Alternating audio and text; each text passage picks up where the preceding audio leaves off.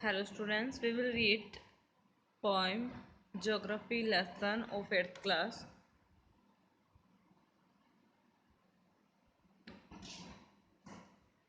Can you imagine what your city would look like if you saw it from 10,000 feet above the ground?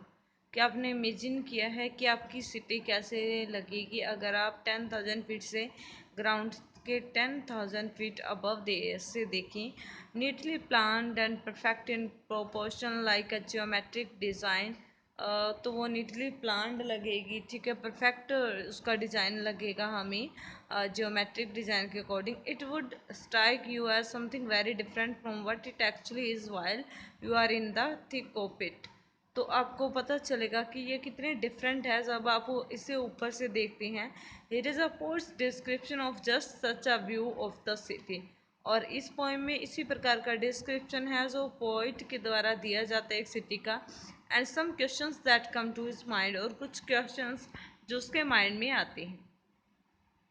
When the jet sprang into the sky, it was clear why the city had developed the way it had. जब जो jet है जिसमें poem बैठा होता है, plane है जो भी, तो वो जब ऊपर जाता है स्काई में, it was clear why the city had developed the way it had. तो किस प्रकार ये क्लियर होता है कि किस प्रकार सिटी डेवलप्ड है, जिस प्रकार ये बनी हुई है, कैसे डेवलप्ड है। Saying it scaled 6 inches to the mile. तो ऐसा लगता है कि ये स्केल्ड हो और ये माइल किस में 6 इंच में चेंज हो गए हों।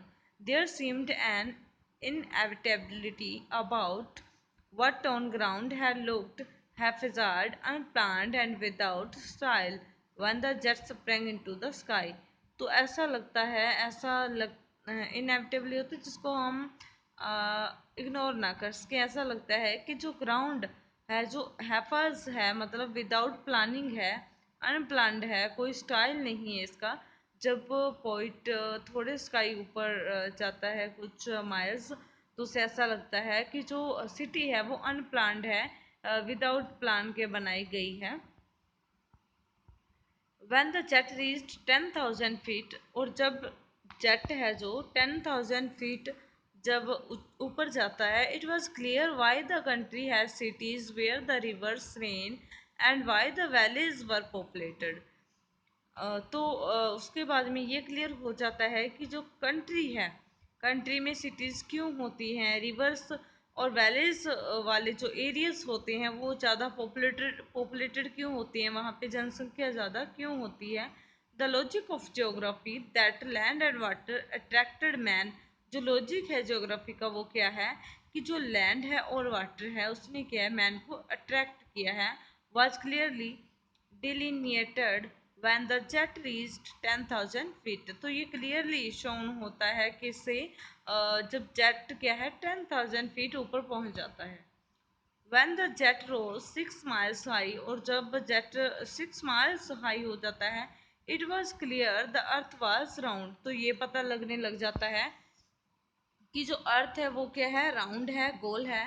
And that it had more sea than land, और ये भी पता चलता है कि क्या इस पर क्या है, समुंदर ज़्यादा है और लैंड, जो लैंड वाला पार्ट है वो बहुत ही कम है।